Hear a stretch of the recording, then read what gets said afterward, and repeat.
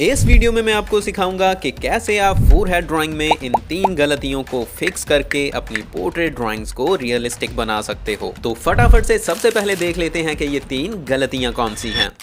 पहली गलती, फोरहेड का पार्ट और हेयर का पार्ट आपस में नेचुरली कनेक्टेड नहीं लगते। मतलब ऐसा लगने लगता है कि फोरहेड के पार्ट में से हेयर नेचुरली उगे नहीं हुए हैं, बल्कि सर के ऊपर हेयर की विग रखी हुई है, जो कि बहुत नकली सा लगता है। दूसरी गलती, फोरहेड का पार्ट बिल्कुल फ्लैट नजर आता है, जिसकी वजह से पूरा चेहरा भी फ्लैट नजर आने लगता है और आपकी पोर्ट्रेट ड्राइंग रियलिस्टिक नहीं बन पाती। तीसरी गलती, फोरहेड की स्ट्रक्चर उस पर्सन के फोरहेड की स्ट्रक्चर से मैच नहीं हो पाती जिसकी आप ड्राइंग बना रहे हो, और फोरहेड मैच नहीं होता तो ऑब्वियसली पूरा फेस भी कम मैच होता है। तो इन गलतियों को फिक्स करने के लिए अब मैं आपको टोटल 4 ऐसे इंपॉर्टेंट स्टेप्स बताऊंगा, जिनमें से एक मेरा फेवरेट स्टेप भी है, जो आपको किसी के भी फोरहेड को रियलिस्टिक बनाने के लिए अपनी शेडिंग प्रोसेस में फॉलो करने ही पड़ेंगे। और मैं ड्रॉ कर रहा हूँ रोहित शर्मा का पोर्ट्रेट, और ये है पार्ट 5।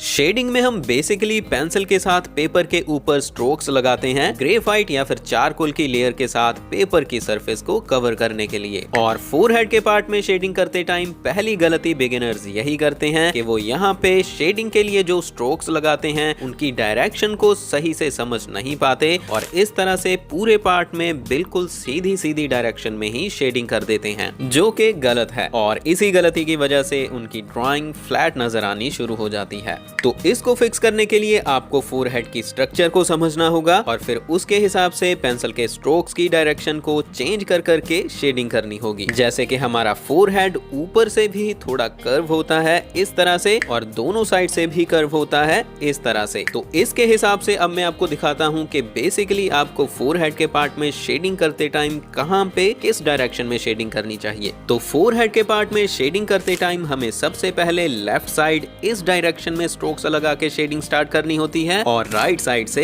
इस डायरेक्शन में। बट आपको एक बात का ध्यान रखना है कि आपको स्ट्रोक्स को बहुत लंबा लंबा लगा के एक बार में ही पूरे एरिया को कवर करने की कोशिश नहीं करनी है, बल्कि छोटे छोटे स्ट्रोक्स के साथ इस तरह से धीरे धीरे डायरेक्शन चेंज करके पूरे एरिया को कवर करना है। और बीच के पार्ट में हम बेस लेयर को इस तरह से सीधे स्ट्रोक्स के साथ बना सकते हैं, बट बस बेस लेयर को, एंड इसका रीजन मैं आपको आगे बताऊंगा। चलो अब मैं आपको फर्स्ट स्टेप को इस ड्राइंग में अप्लाई करके दिखाता हूं। तो सबसे पहले मैं 2B ग्रेड की पेंसिल के साथ इस पूरे फोरहेड के पार्ट में बेस लेयर को ऐड करूंगा, और शेडिंग को मैं उन्हीं डायरेक्शन में स्ट्रोक्स लगा के कंप्लीट करूंगा जिन डायरेक्शंस के बारे में अभी मैंने आपको समझाया है।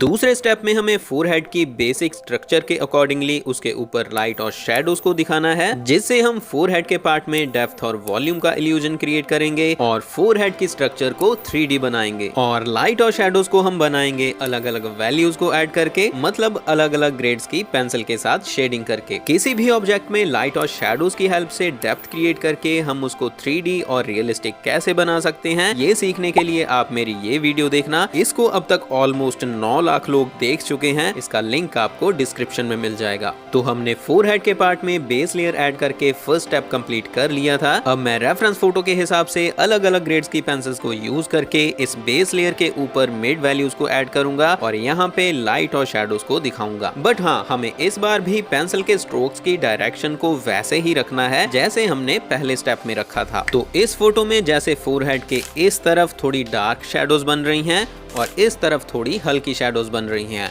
तो इस तरफ मैं 4B ग्रेड की पेंसिल के साथ शैडोज को ड्रॉ करूंगा, और इस तरफ मैं 4B और 6B ग्रेड की पेंसिल के साथ शेडिंग करके डार्क शैडोज को क्रिएट करूंगा।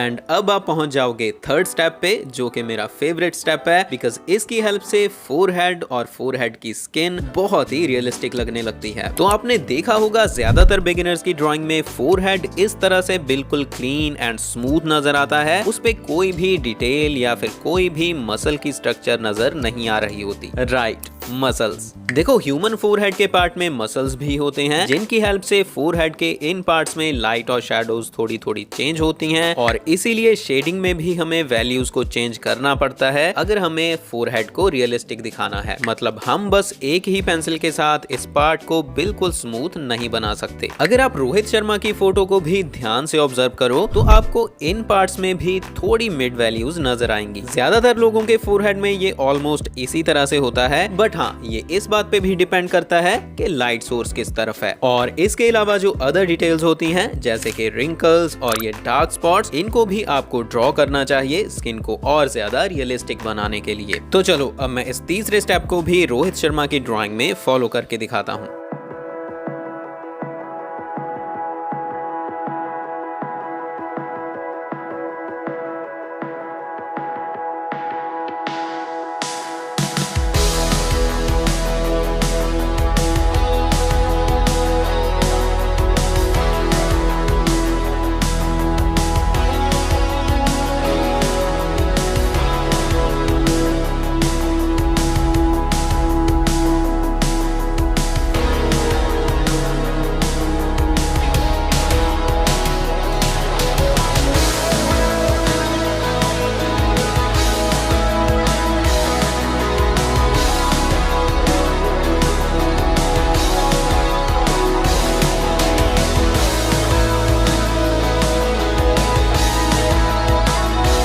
तो आप देख सकते हो कि मैंने रोहित शर्मा के फोरहेड के पार्ट में उसके मसल्स के अकॉर्डिंगली हल्की हल्की मिड वैल्यूज को ऐड कर लिया है, और जो स्किन पे रिंकल्स हैं और डार्क स्पॉट्स हैं उनको भी हल्का हल्का ड्रॉ कर लिया है। हालांकि मैंने इनको बहुत ही ज्यादा शार्प या फिर डार्क नहीं बनाया है। हमें रेफरेंस फोटो में ये जितना हल्का हल्का सा नजर आ रहे हैं, मैंने भी इनको उतना हल्का ही ड्रॉ करने की कोशिश की है। अगर हम इनको बहुत ही ज्यादा शार्प या फिर डार्क बनाने की कोशिश करेंगे तो हमारी ड्रॉइंग अनरियलिस्टिक लगने लगेगी। एंड अभी बहुत सारे लोगों को लगेगा कि फोरहेड के पार्ट में शेडिंग कंप्लीट हो गई है, बट नहीं, अभी एक और इम्पोर्टेंट स्टेप बाकी है, जिसकी हेल्प से हम फोरहेड के साथ साथ हेयर को भी रियलिस्टिक बना देंगे। बिकॉज इस स्टेप में हम हेयर और फोरहेड के कनेक्शन को नेचुरल बनाएंगे। तो इसके लिए आपको बस दो चीजों को सही करना होता है। पहला, आपको हेयर के स्टार्टिंग पॉइंट्स को रेफरेंस फोटो को ध्यान से ऑब्जर्व करके ड्रॉ करना होता है। मतलब आप ऐसे अपनी मर्जी से ही इस तरह के स्ट्रोक लगा के हेयर के स्टार्टिंग पॉइंट्स को नहीं बना सकते। ये बहुत ही अनरियलिस्टिक लगता है। आपको रेफरेंस फोटो में अच्छे से ऑब्जर्व करना है कि हेयर के इन स्टार्टिंग पॉइंट्स की कहां पे डायरेक्शन किस तरफ है और शेप कैसी है। हालांकि आप एक एक हेयर को देख के भी ड्रॉ नहीं कर सकते, बट आपको नोटिस करना है कि जिन हिस्सों पर ज्यादा फोकस जा रहा है, जैसे कि रोहित के हेयर में इन कुछ हेयर को देखो। एंड मेरी ड्रॉइंग में आप देख सकते हो कि मैंने जब हेयर में शेडिंग की थी तो मैंने इन हेयर के सिरों को ऑलरेडी इसी तरह से ड्रॉ करने की कोशिश की थी, और बाकी जो हिस्से रह गए थे उनको अब मैं फोरहेड में शेडिंग करते टाइम कंप्लीट करूंगा। जो हेयर के स्टार्टिंग पॉइंट हल्के नजर आ रहे हैं उनको मैं हल्का हल्का ड्रॉ करूंगा, और जो डार्क नजर आ रहे हैं उनको मैं डार्क ड्रॉ करूंगा। और कुछ ऐसे हेयर फोरहेड के ऊपर भी नीचे की तरफ गिरे हुए हैं, तो इनको भी मैं ऐसे ही हल्का हल्का ड्रॉ कर दूंगा। और इसी तरह से अगर आप साइड से भी नोटिस करो तो यहाँ पे भी हेयर के स्टार्टिंग पॉइंट्स कांटों की तरह एक ही डायरेक्शन में नहीं है, जैसे कि बहुत सारे बिगिनर्स बना देते हैं। इनमें भी हेयर की डायरेक्शन और थिकनेस अलग अलग है, तो इनको भी आपको ऐसे ही ड्रॉ करना होगा जैसे मैंने अपनी ड्राइंग में ड्रॉ किया हुआ है। तो शेडिंग की प्रोसेस अब कंप्लीट हो गई है, और अब हम करेंगे इसमें ब्लेंडिंग। और जैसा कि मैं आपको हमेशा बोलता हूं कि ब्लेंडिंग के बाद भी हम इसमें करेक्शंस करते रहेंगे जब तक हम इसको अच्छे से रेफरेंस फोटो के साथ मैच ना कर लें।